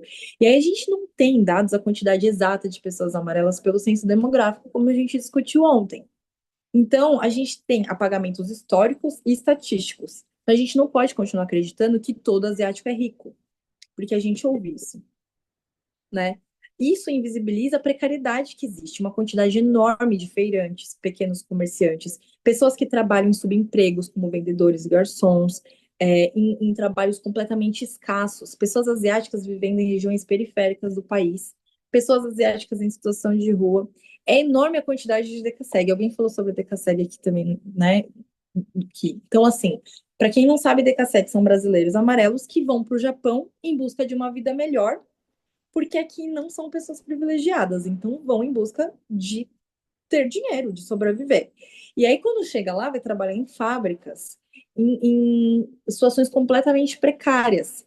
Se as pessoas todas fossem ricas, quem que ia querer trabalhar numa situação precária numa fábrica se você é rico, se você é milionário, né?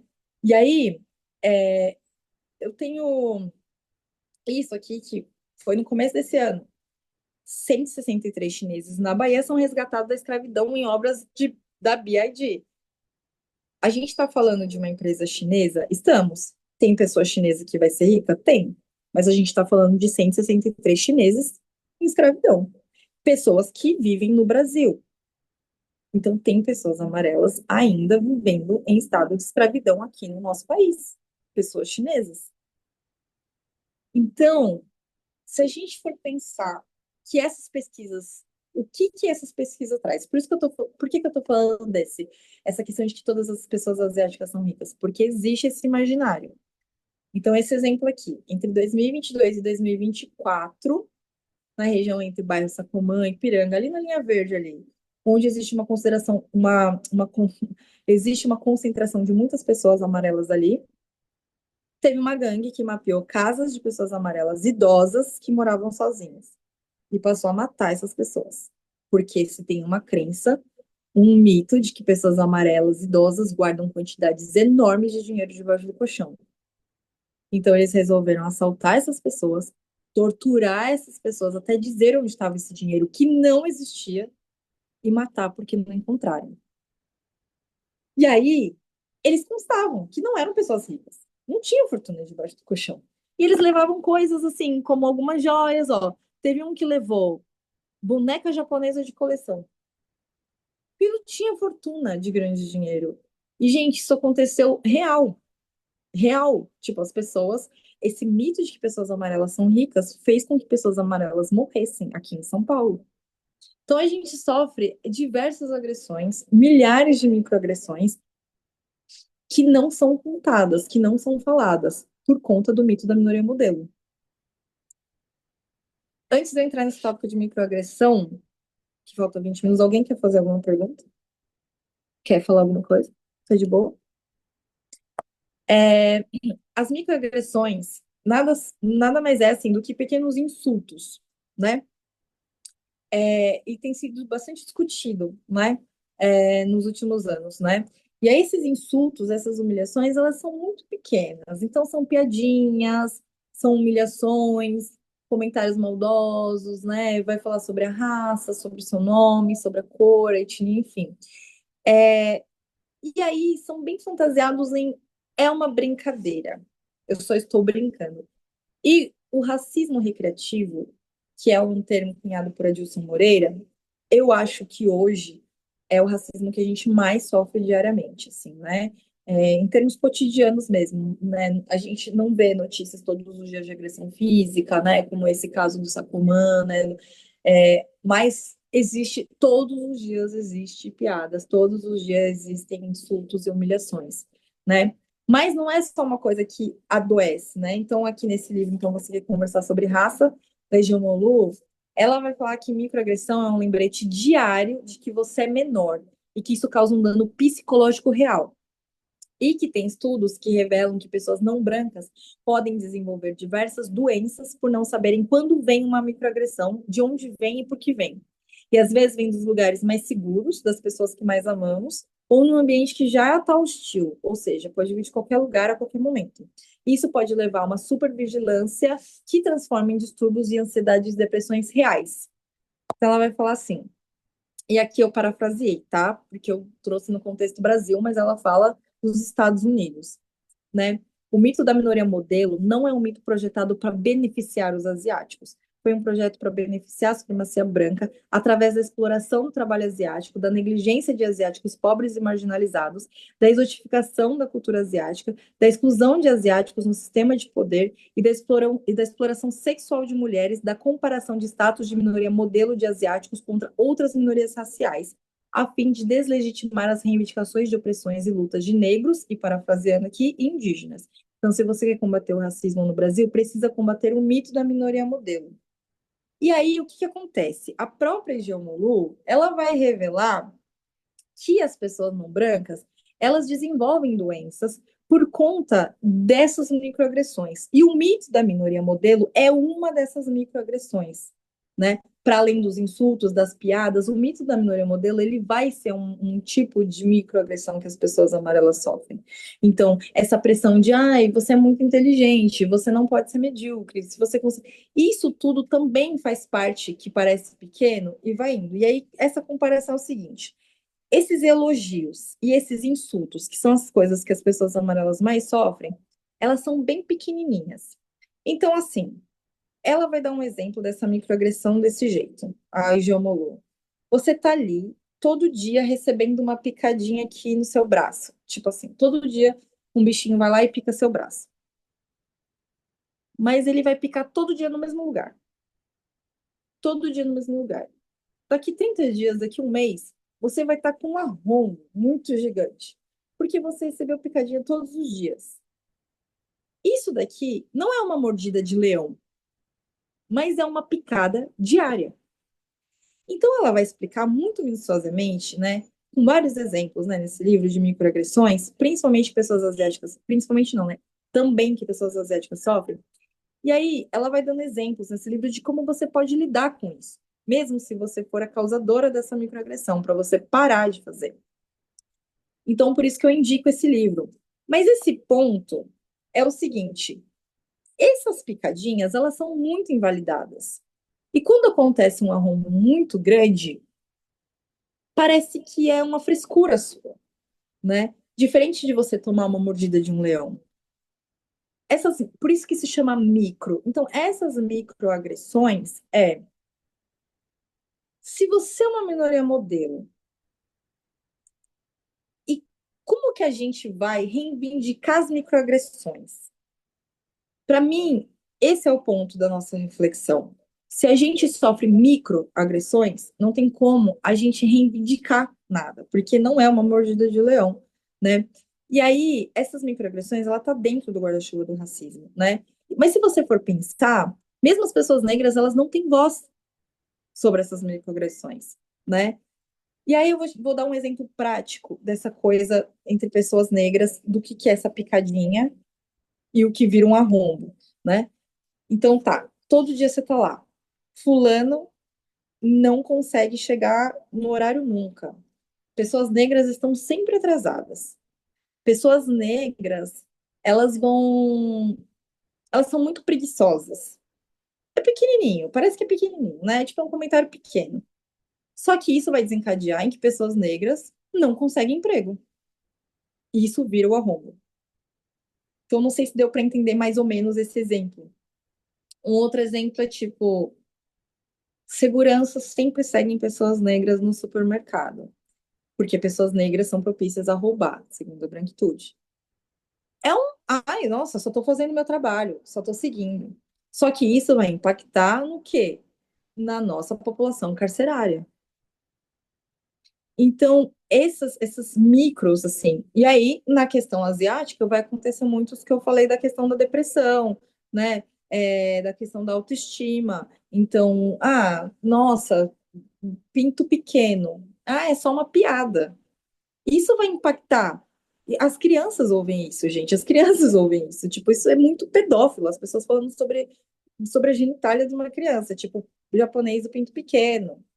pessoa asiática, mulher asiática com a vagina invertida. Como que isso vai impactar na nossa vida sexual quando a gente fica adulto? Como a gente vai impactar na nossa autoestima quando a gente é adulto? Então, as microagressões, elas são muito letais, elas são muito nocivas. Só que não tem como a gente reivindicar isso, porque é micro, né? Ué, se a gente, por exemplo, se a gente é tão inteligente, o que que tem que falar pastel de flango? Sabe? Existe uma coisa de que as pessoas, tudo é piada. Então a gente tem que entender que os elogios também estão na microagressão, também estão na piada, né? A gente é uma piada para essas pessoas, a gente é inferior a essas pessoas, né? Se a gente ocupa tanto as universidades assim, por que que a nossa cultura ela é também ridicularizada? Se a gente faz parte ali do desenvolvimento universitário das pessoas, se tem que matar para não entrar na faculdade, sabe? Esses questionamentos que a gente vai fazendo do que parece micro, mas como que isso vai impactando no macro, esse micro no macro, tipo assim, esse questionamento, sabe? Esse assunto é muito difícil de ser abordado, né, no campo da nossa raça e etnia. Mas é importante ler pessoas negras que falam sobre isso, como a Jean Molu, porque eu acho que isso vai expandindo nessa solidariedade antirracista que eu estava falando, que vai ser o tema do debate, assim. Como que a gente entende que tem muitas coisas que são muito parecidas. A gente está falando de camadas, né? É, camadas de vários estereótipos, né? Esse modelo que a gente precisa ser seguido, né, é impossível que as pessoas que a branquitude fala da gente, porque nem eles querem que a gente alcance, porque da forma como eles falam que a gente eles falam que a gente não é, que a gente está alcançando um lugar, mas ao mesmo tempo dá uma rasteira. Não é, sabe? É nocivo, o mito da minoria é nocivo até para pessoas asiáticas, não só para pessoas negras e indígenas, né? Porque isso é uma falácia, é cruel, é opressivo, né? É, a branquitude colocou a gente nesse lugar mediano na hierarquia, né? Para se manter no poder, para manter a supremacia branca, para continuar justificando o racismo, o genocídio das pessoas negras e indígenas, né? A ideia de que eles estão onde estão por culpa deles, porque não ascenderam como nós, porque não são capazes como nós. Né? Mas aí, isso, na primeira oportunidade que tiveram, quando não podiam mais escravizar pessoas negras, passaram a escravizar pessoas amarelas, né? Então a gente precisa ficar em alerta, né? O tráfico da mulher asiática para exploração sexual é a maior do mundo. Né? A mulher asiática é a mais traficada no mundo, né? A gente precisa olhar para essas intersecções, né? Onde as pessoas asiáticas estão inseridas nessas opressões, né? Se a gente não se vê como uma minoria, se a gente não se vê como também uma população não branca que sim sofre opressões, né? Se a gente não parar de compactuar com a supremacia branca e aceitar estereótipos, e aceitar microagressões, né, a gente vai estar aceitando um tipo de privilégio também. E assim a gente não vai conseguir entrar numa luta antirracista, né? A gente precisa entender o nosso lugar nessa luta antirracista, né? É proveitoso para a supremacia branca que a gente briga entre nós, né, as raças minoritárias, que a gente não faça pactos, né? Porque tem o pacto narcísico, né, da branquitude, né, se dá bem. A gente precisa ter nosso pacto também, né, porque a gente sofre opressões diferentes, mas é vindo da mesma fonte, né.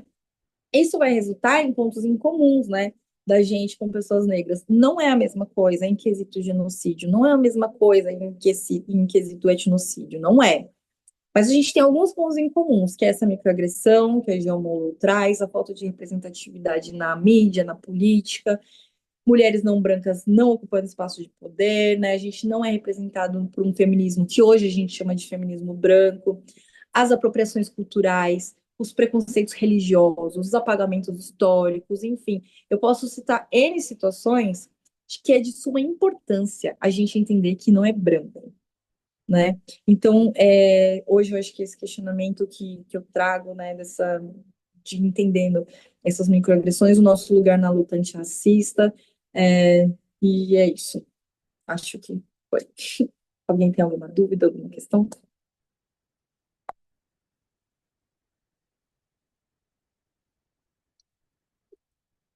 Eu não tô vendo se alguém quer falar alguma coisa. Se tiver alguém na fila, já pode falar. É, bom dia mais uma vez. Bom dia aqui, né? Que eu tô no, que Oi, eu tô Thais. no, que eu tô no Japão, né? Aham. Boa noite para vocês mais uma vez. Sobre a questão, né? Por exemplo, assim, dos indígenas e o garimpo, né? Eu começou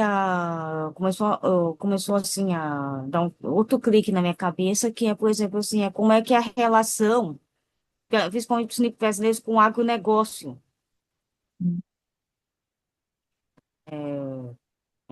com agronegócio, né? Porque, por exemplo, assim, que é uma tentativa de, vamos dizer, de inserção, né? Espaços de poder, né? E econômico e político, de uma certa maneira, né?